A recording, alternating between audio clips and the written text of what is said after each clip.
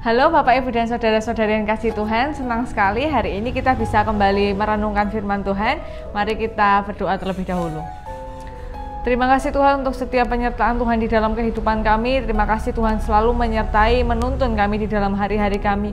Terima kasih karena Tuhan tidak membiarkan kami berjalan sendirian di tengah setiap pergumulan dan upaya kami melanjutkan mencapai cita-cita kami, tetapi Tuhan terus memegang tangan kami.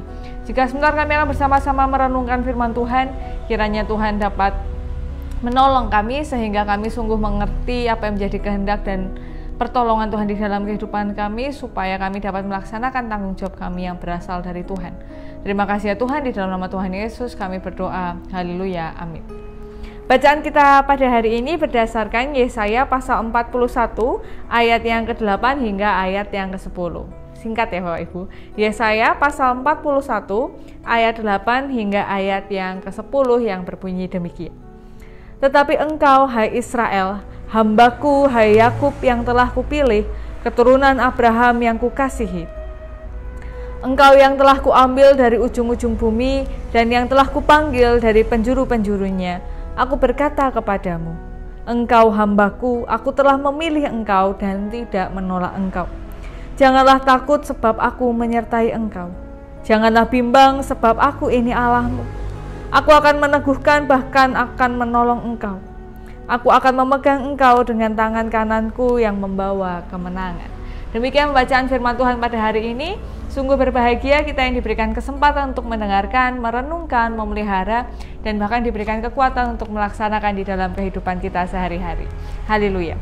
Bapak, Ibu, dan Saudara-saudari yang dikasihi Tuhan, saya membaca sebuah artikel. Ini sebenarnya artikel yang sudah lama, karena ini dituliskan diupload, diunggah pada Sabtu 19 September 2015. Jadi ini 5 tahun yang lalu. Judulnya adalah manfaat berpelukan turunkan stres hingga kurangi nyeri. Artikel ini diunggah pada kompas.com. Jadi ini masuknya ke lifestyle. Nah, saya membacakan beberapa manfaat yang tidak terduga yang bisa diraih dari berpelukan. Yang pertama, berpelukan dapat meningkatkan sistem kekebalan tubuh. Yang kedua, berpelukan bisa menghilangkan rasa nyeri, karena berpelukan itu memicu pelepasan hormon oksitosin yang dapat meningkatkan suasana senang dan membuat rasa nyeri berkurang. Jadi mungkin kayak mengalihkan begitu ya. Lalu yang ketiga, berpelukan juga bisa memicu pelepasan hormon dopamin yang membuat tubuh juga menjadi rileks setelah lelah.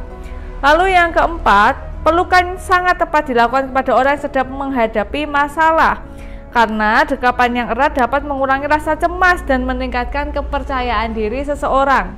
Lalu yang kelima, berpelukan bisa mencegah depresi, mencegah maupun menghilangkan stres. Jadi Bapak Ibu yang sedang stres atau depresi bisa meluk suaminya, meluk istrinya, meluk anaknya, meluk saudaranya, meluk orang tuanya, asal jangan meluk suami atau istri orang, nanti bisa dimarahin. Tapi kalau suami istri orangnya adalah orang tua, jadi kayak misalnya saya meluk ibu saya kan istrinya bapak saya, atau saya meluk bapak saya itu suaminya ibu saya, ya nggak apa-apa. Tapi kalau suaminya orang saya peluk-peluk sembarangan, itu bisa menyebabkan stres dan depresi. Jadi jangan. Ini yang dimaksud adalah memeluk orang yang tepat, yang boleh dipeluk. Lalu yang keenam, salah satu manfaat luar biasa dari berpelukan yaitu mengurangi resiko penyakit jantung. Tapi bukan berarti kalau sudah makanannya yang berlemak-lemak, tidak berolahraga, merokok, dan lain-lain, tapi tiap hari pelukan itu sudah menjamin nggak sakit jantung, enggak juga. Tapi ini katanya di artikel ini bisa mengurangi resiko penyakit jantung. Lalu yang ketujuh, melepaskan hormon oksitosin, tadi sudah dibahas ya, saat yang bisa menimbulkan banyak manfaat. Salah satunya adalah menurunkan tekanan darah. Jadi kalau ini ada 7, nah bisa dicari sendiri ya Bapak Ibu. Nah, jadi ternyata pelukan hangat, erat, tulus dari orang yang kita kasihi, dari orang yang dekat dengan kita, itu bisa memberikan banyak manfaat, terutama ketika kita sedang mengalami stres, sedang mengalami kesulitan, jadi menghadapi masalah itu ternyata pelukan adalah salah satu cara untuk menghibur, menghilangkan stres atau depresi, walaupun tidak menyelesaikan persoalan. Ini perlu digarisbawahi. Jadi kalau pelukan lalu masalah selesai, enggak, cuma itu bisa menenangkan diri. Nah, inilah yang kalau Bapak Ibu amati, walaupun sebagai orang dewasa mungkin tidak dianggap sebagai hal yang alami, jadi harus sembunyi-sembunyi, harus karena kelihatannya tabu begitu. Padahal kalau ada di Sripah di Layatan kan orang nangis memang dipeluk ya. Itu kalau diamati memang itu adalah salah satu cara natural manusia sepertinya, secara alami, karena sejak kecil anak-anak itu kalau nangis kan mengangkat tangannya, minta digendong, minta dipeluk begitu kan. Ya karena kalau dipeluk ribet ya, jadi memang peluknya digendong. Nah, ternyata pelukan itu memang secara alami bisa menenangkan manusia, terutama ketika menghadapi stres atau menghadapi depresi. Jadi di mana-mana manusia yang menghadapi kesulitan, manusia yang menghadapi masalah, pergumulan, itu membutuhkan orang lain untuk menenangkan pikirannya, bukan hanya dipikir sendiri. Ya mungkin ada waktunya dipikir sendiri, ada waktunya butuh penghiburan, pertolongan orang lain, nanti ada waktunya sendiri, pasti ada begitu. Tetapi tidak bisa kalau satu manusia itu maunya mikir masalahnya sendiri aja, nggak mau cerita ke orang lain aja, nggak bisa begitu, karena tubuhnya tidak akan kuat. Jadi kalau mikir batuk nanti kan tekanan darah naik, kalau mikir batuk nanti kolesterol juga bisa meningkat, nanti asam lambung naik, kan macam-macam, detak jantung jadi cepat, kan macam-macam. Nah, maka dari itu ada orang lain yang bisa memberikan kita kenyamanan, menenangkan kita lewat pelukan atau lewat apapun. Nah, dari yang kita baca tadi sebenarnya Tuhan itu dengan caranya ada memeluk bangsa Israel, karena mereka saat itu kan sedang mengalami pergumulan yang berat. Mereka bahkan diberitahukan tentang hukuman-hukuman yang harus dialami, bahkan mereka juga akan menghadapi pembuangan dan lain-lain. Jadi mereka saat itu sedang mengalami banyak kesulitan hidup dan sangat stres, kehilangan jati diri, identitas diri, dan macam-macam.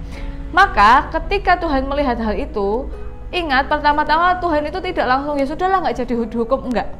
Hukuman itu tetap harus dilaksanakan sebagai konsekuensi atas dosa, atas tindakan yang dilakukan oleh bangsa Israel. Persoalannya atau masalah yang sedang dihadapi tidak langsung hilang, tetapi Tuhan menghiburkan, memeluk mereka dengan ungkapan yang ditulis dari ayat 8 hingga ayat 10, dan nanti kalau Bapak Ibu baca ayat berikutnya juga Tuhan memeluk lewat perkataannya, yaitu tetapi engkau hai Israel hambaku, hai Yakub yang telah kupilih, keturunan Abraham yang kukasihi. Ini kan khusus, namanya dipanggil. Orang itu kalau namanya dipanggil itu senang loh Bapak Ibu. Jadi mungkin banyak ya jemaat GKJ Wonosari memanggil saya Dea, tetapi orang yang dekat dengan saya, teman-teman saya, murid-murid saya dulu di Petra dan lain memanggil saya Dane. Jadi kalau nama saya disebut Dane, ya itu rasanya senang daripada Mbak E kamu gitu kan. Tapi kalau disebut namanya, dianggap sebagai seseorang yang dekat, dirangkul dalam kesusahannya, itu kan beda ya. Jadi nama kalau dipanggil dengan hangat itu berbeda rasanya, dan Tuhan memeluk mereka dengan memanggil nama mereka. Dan bukan hanya nama, tetapi Israel hambaku, Yakub yang kupilih, dan Abraham yang kukasih. Jadi ada kekhususan, ada kespesialan mereka, ada keintiman, kedekatan yang tidak bisa digantikan, yang tidak bisa dipisahkan, walaupun sedang harus ada hukuman atau persoalan yang harus dihadapi. Nah, engkau yang telah kuambil dan lain-lain, ini Tuhan memeluk dan menghiburkan mereka dengan cara Tuhan, yaitu mengingatkan mereka betapa Tuhan mengasihi mereka dan meneguhkan mereka dengan janji yang Tuhan berikan. Ya karena mungkin mereka nggak bisa melihat ya, jadi mereka, Tuhan memeluk mereka dengan perkataan yang tulus, menghangatkan mereka dengan perkataan yang tulus. Nah, hari-hari ini manusia itu sedang mengalami social distancing yang juga menyebabkan physical distancing, jadi nggak bisa berjabat tangan. Ini kan nggak bisa berjabat tangan saja mengurangi kehangatan ya Bapak Ibu. Biasanya kita kalau ibadah kalau ketemu orang salaman, tepuk di lengan, atau bisa cipika-cipiki atau dipeluk. Tetapi sekarang nggak boleh. Sekarang dada-dada atau mungkin tos ya, karena saya suka dada-dada, saya seperti lebih nyaman ya dada-dada daripada tos ini, karena memang belum biasa ya. Jadi kalau dada-dada kan sudah biasa loh gitu. Tapi kalau tos itu memang belum. Kalau salaman nah beda lagi ceritanya. Cuma manusia sekarang sedang mengalami kesepian dengan cara yang berbeda. Jadi ketika kontak fisik itu berkurang, itu ada kesepian tersendiri. Apalagi ketika kita tidak bisa bergerak bebas seperti dulu, kita nggak bisa ketemu banyak orang seperti dulu, belum bisa ibadah seperti dulu.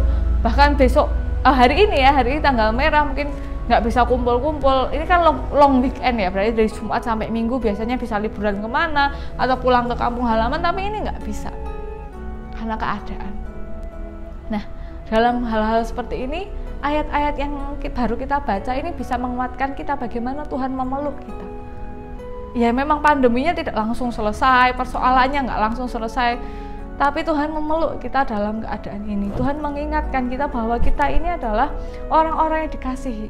Mungkin kita memang bukan bangsa Israel, tetapi Tuhan selalu mengasihi umatnya.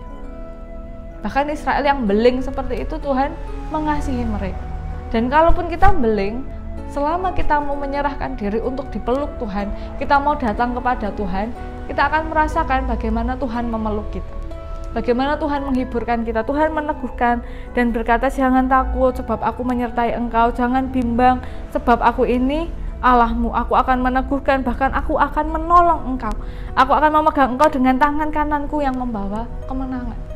Ya kan memang dalam banyak tradisi bagian kanan itu lebih baik ya, karena tangan kiri kan dikaitkan dengan hal yang nggak bersih gitu. Kalau makan juga tangannya kanan. Nah, jadi kita dipegang itu dengan tangan yang kuat, dengan tangan kanannya Tuhan, dengan tangan yang bersih gitu ya ibaratnya. Kita dipegang dan kita ditolong dan dipegang. Nah, ini yang perlu kita hayati setiap hari, bahwa dalam keadaan apapun sekarang, dalam kesepian, dalam pergumulan, dalam kegundahan, Tuhan itu memegang tangan kita, Tuhan menolong kita bahkan dengan yang terbaik. Nggak cuma dikasih jentik, nggak cuma ayo, tapi Tuhan memegang dengan tangan yang membawa kemenangan. Nah, Bapak Ibu, hari-hari ini mungkin masih terasa berat, sudah semakin membosankan. Saya melihat semakin banyak orang tidak menggunakan masker. Saya semakin melihat betapa orang tidak lagi menjaga etika-etika kebersihan seperti yang awal-awal corona. Tetapi mari, tidak perlu banyak stres, tapi juga tetap berwaspada, tetap membersihkan diri dan lain-lain. Tetapi mari serahkan semuanya kepada Tuhan dan memberikan kesempatan bagi diri kita untuk merasa bahwa Tuhan itu memeluk kita. Jadi yang saat ini sedang stres, sedang bergumul, setiap hari awal lehernya kenceng, darah tinggi, kolesterol dan lain-lain, mari hayati bagaimana Tuhan memeluk kita di tengah-tengah hari-hari ini. Dan ini long weekend, buat yang belum bisa berlibur, belum bisa pulang kampung, tidak apa-apa, mendekatkan diri, beribadah kepada Tuhan, merasakan cinta kasih Tuhan melalui alam, melalui banyak hal. Mungkin kita akan merasa bagaimana Tuhan memeluk kita dalam keseharian kita. Mari kita berdoa.